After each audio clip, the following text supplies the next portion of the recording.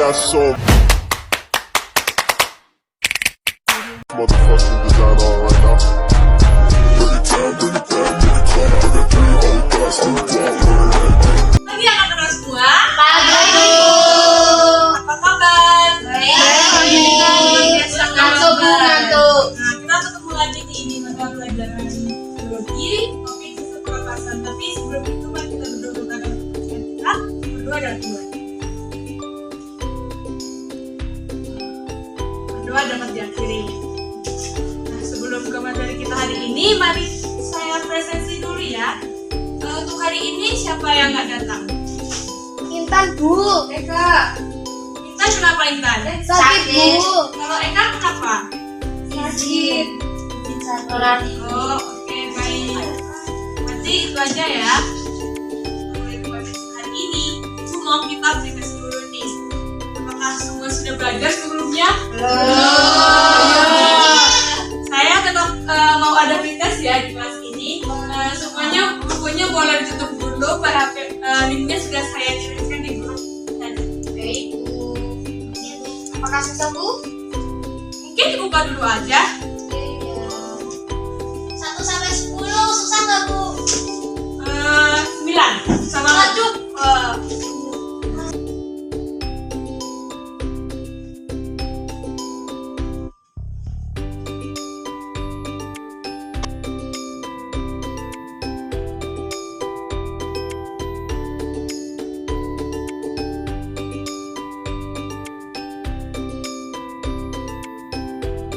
Prosesnya anak-anak apakah sulit? Nah, prosesnya sulit nih. Mari kita mempelajari apa sih sistem saraf itu. Mohon maaf, sistem pernapasan. Oke, sebelum itu Ibu ada pertanyaan nih buat kita semua. Nanti jawab dengan serius ya. Iya, Bu. Kalau kita menghirup udara segar nih pada pagi hari, apa sih yang kalian rasakan? Dingin. Aduh, enak ya kalau menghirup udara segar pagi-pagi. Berarti suka bangun pagi nih semuanya. Benar, Bu. Enggak, Bu. Kan sekolahnya 7, Bu. Oh, oke. Bagus deh. Terus apa yang kalian rasakan jika menahan napas beberapa detik? Mati. Bingung. Nggak bisa bernafas. Sulit. Itu ya? Deketan. Oh, berarti nggak suka ya kalau nahan napas? Siapa yang suka, Bu? Karena oke. ya harus nafas. Melalui pelajaran hari ini kita menggunakan LKPD. Apa sih LKPD itu? LKPD adalah lembar kerja peserta didik. Nah, di LKPD ini nanti kalian harus mengisi identitas kelompok kalian. Ya, teman-teman. Tujuan pelajaran kita mengerjakan LKPD ini atau tujuan materi kita hari ini yaitu untuk mengetahui perbedaan pernapasan dada dan pernapasan perut dan menganalisis struktur dan fungsi organ pernapasan ketika belajar di kelas ini, dan kalian bisa mengaplikasikannya di keseharian dan mengevaluasi pengaruh polusi dan zat berbahaya terhadap pernapasan.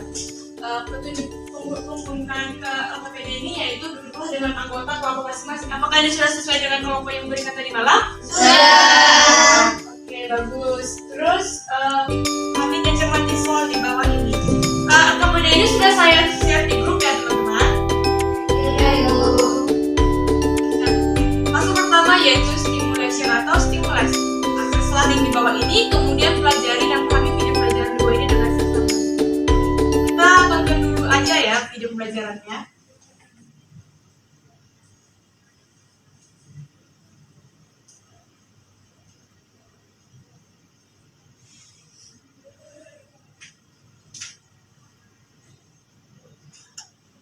Collaboration is key for team success. With ClickUp, you can easily manage your team's time.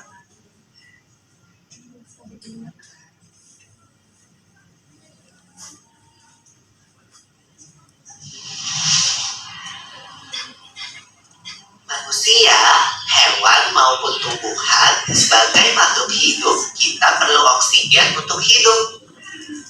Waktu bernafas, kita mempunyai organ-organ yang bekerja sama dan membentuk sistem organ yang bekerja mengatur oksigen yang ada di lingkungan hidup sampai pada setiap sel yang kita butuhkan.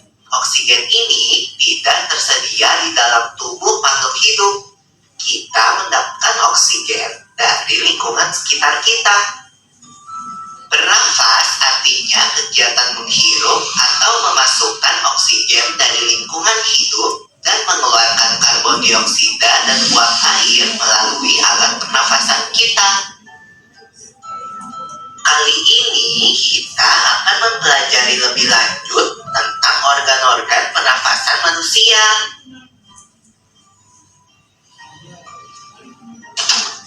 Lula, kamu tahu enggak kalau alat pernafasan kita terdiri atas hidung, pangkal tenggorok atau laring, batang tenggorok atau trakea, cabang batang tenggorok atau bronkus, dan paru-paru. Iya, Pipo.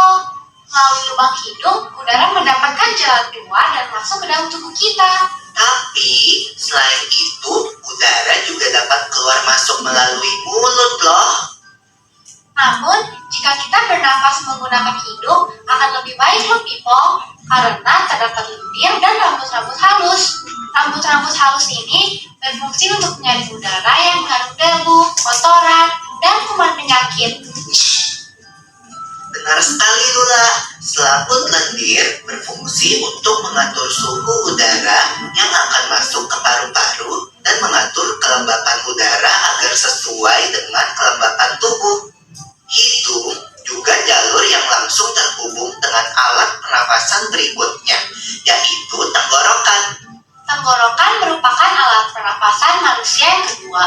Pada tenggorokan terdapat laring atau pangkal tenggorok dan batang tenggorok atau trakea. Pada bagian dalam dinding batang tenggorok terdapat selaput lendir dan rambut-rambut halus yang selalu bergetar yang berfungsi menghalangi benda-benda asing yang akan masuk ke paru-paru. Pernahkah kalian tersedak? Kamu pernah enggak, Lula? Pernah banget, Pipo. Itu kenapa ya, by the way? Tersedak merupakan gerak refleks untuk mengeluarkan kembali benda atau makanan yang masuk ke saluran pernafasan. Oh, aku tahu. Gerak refleks adalah gerak cepat dan otomatis yang menanggapi rangsangan dari luar organ, kan? Iya, Lula. Kemudian pangkal tenggorok yang disebut juga laring menghubungkan hidung dengan batang tenggorok atau yang biasa disebut trakea. Pada ujung trakea terdapat bronkus, yaitu percabangan yang menghubungkan trakea dengan paru-paru kiri dan kanan. Paru-paru terletaknya di dalam rongga dada, kan, Pipo? Jika kita menghirup udara, maka udara masuk ke paru-paru. Lalu, kemana lagi ya? Melalui bronkus menuju cabang dari bronkus yang disebut bronkiolus dan berujung pada gelembung paru-paru yang juga disebut dengan alveolus. Pada alveolus ini kan yang terdapat pembuluh darah, di mana terjadi pertukaran gas oksigen dengan karbon dioksida.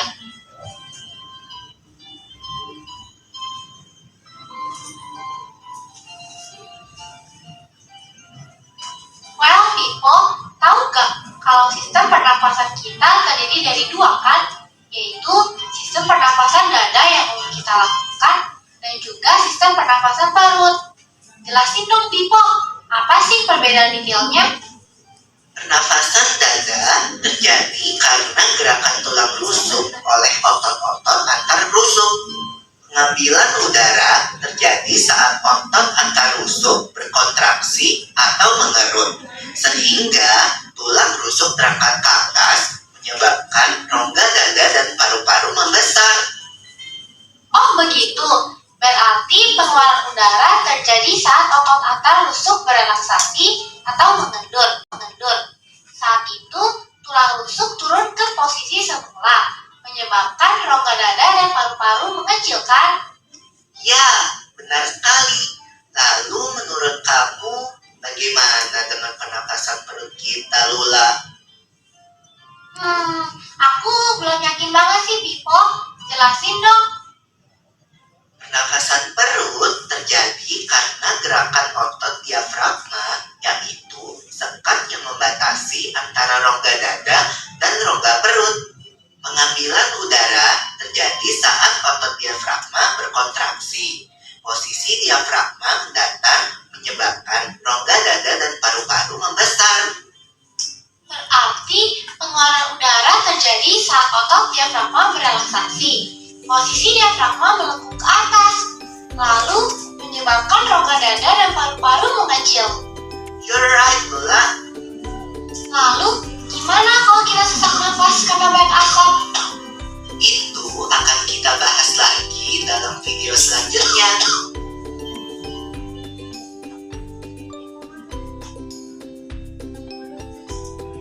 Video sebelumnya, sekarang kita berada pada fase problem statement. Secara berkelompok, diskusikanlah apa yang kalian simpulkan dari gambar di atas. Gambar yang dimaksud tuh gambar yang ini ya, anak-anak. Terus masing-masing anggota kelompok buatlah rumusan dari gambar yang telah diberikan di atas. Apakah bisa dipahami? Bisa. Oke, selanjutnya yaitu pengumpulan data atau data kolektif. Dari rumusan masalah yang telah dibuat di atas, carilah informasi terkait rumusan masalah tersebut. Silakan menggunakan buku, modul, atau kalian bisa menggunakan beberapa sumber literatur di bawah ini. Di sini sudah ada jurnalnya dan YouTube-nya. Di YouTube-nya kalian bisa tinggal klik nanti dari HP kalian. Oke, baik Bu. Oke, selanjutnya yaitu time prosesan data. Setelah mencermati beberapa literatur, jawablah rumusan masalah yang telah kalian kerjakan di atas. Mungkin anak-anak bisa mulai mengerjakan LKPD-nya ya. Kalau ada kesulitan, silakan minta tolong Ibu, siapa tahu Ibu bisa membantu kalian.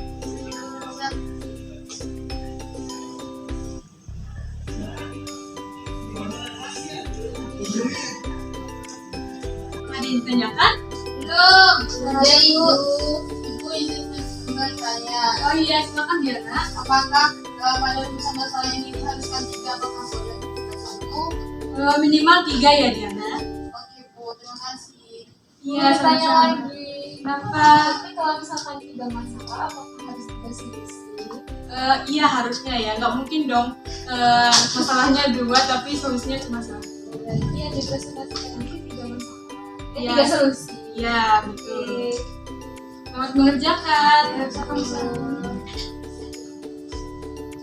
Fase kelima yaitu mempresentasikan hasil kerja kelompok Anda dibagi di depan kelas dan membuat infografis. Atau bisa juga kalian mengisi langsung dalam KPD-nya langsung dipresentasikan. Apakah ada yang sudah selesai? Sudah Ibu. Oke, kelompok 2 sepertinya sudah selesai ya. Betul. Kelompok 2 bisa dikirimkan ke WA Ibu ya, Lina. Siap Ibu. Baik Bu. Kalau diperhatikan kelompok 2 ya, perhatikan ya. Kelompok 2 disilakan. Iya Ibu. Baik, di sini kami akan mempresentasikan hasil diskusi kelompok kami. Jadi, kesimpulan dari gambar ini adalah dari gambar di atas dapat disimpulkan bahwa menghirup bahan kimia berupa polusi dapat menyebabkan gangguan pada sistem pernafasan. Lalu dari simpulan tersebut didapatkan rumusan masalah ada 3. Yang pertama, apa saja dampak yang dapat diakibatkan apabila kita menghirup terlalu banyak polusi udara. Yang kedua, apa saja faktor yang dapat menyebabkan gangguan sistem pernafasan. Yang ketiga, bagaimana cara untuk mencegah terjadinya gangguan pada sistem pernafasan.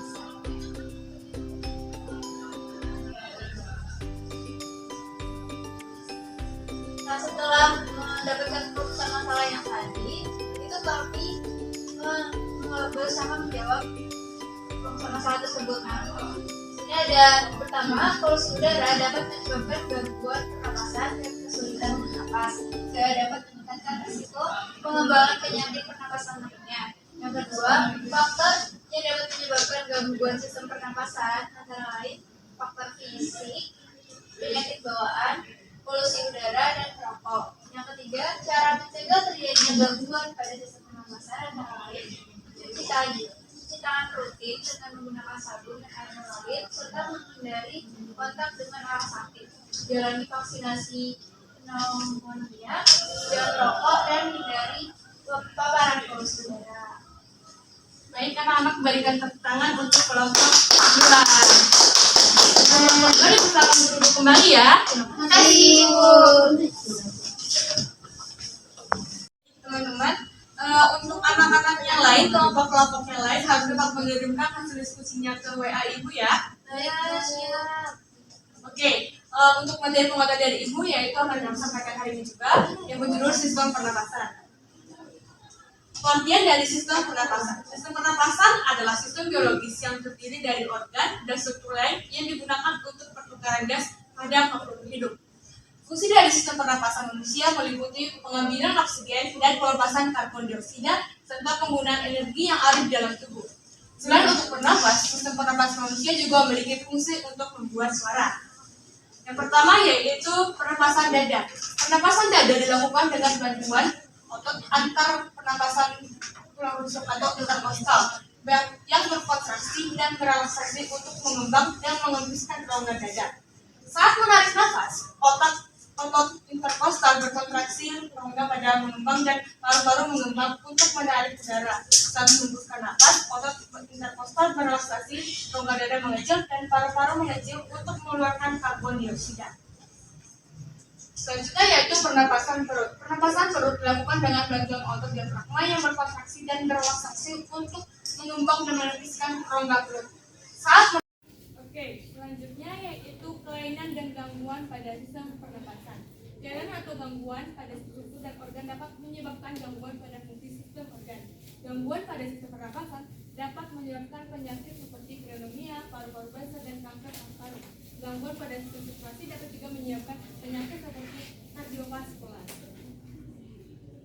Kelainan dan gangguan yaitu beberapa contoh. Yang pertama yaitu asma. Mungkin asma ini sudah sering kalian dengar ya. Jadi asma adalah suatu kelainan peradangan kronik saluran napas yang menyebabkan penyempitan saluran napas atau hiperaktivitas atau bronkus sehingga menyebabkan gejala episodik berulang berupa meningitis, sesak nafas, dada terasa berat, dan batuk terutama pada malam atau dini hari. Selanjutnya itu bronkitis. Bronkitis adalah peradangan atau iritasi pada dinding saluran bronkus, tepatnya pipa yang menyalurkan udara dari tenggorokan menuju paru-paru. Faktor penyebab dari penyakit yang sudah disebutkan tadi yaitu yang pertama, polusi udara yang memiliki dampak signifikan terhadap kesehatan pernapasan. Jadi bersinggungan dengan hasil presentasi dari kelompok 2 tadi. Zat berbahaya yang terkandung dalam polusi udara seperti nitrogen dioksida, sulfur dioksida, ozon, hidrokarbon, dan karbon monoksida dapat menyebabkan berbagai masalah kesehatan pernapasan seperti infeksi saluran pernapasan, pneumonia, bronkitis, dan kanker paru-paru. Oke, demikian materi penguatan dari Ibu. Tapi sebelumnya kita proses kembali. Baik, untuk prosesnya sudah Ibu kirimkan di grup kita ya. Tidak ada diskusi ya untuk mengerjakan proses. Baik, Bu. Terima kasih Bu atas soal banyak.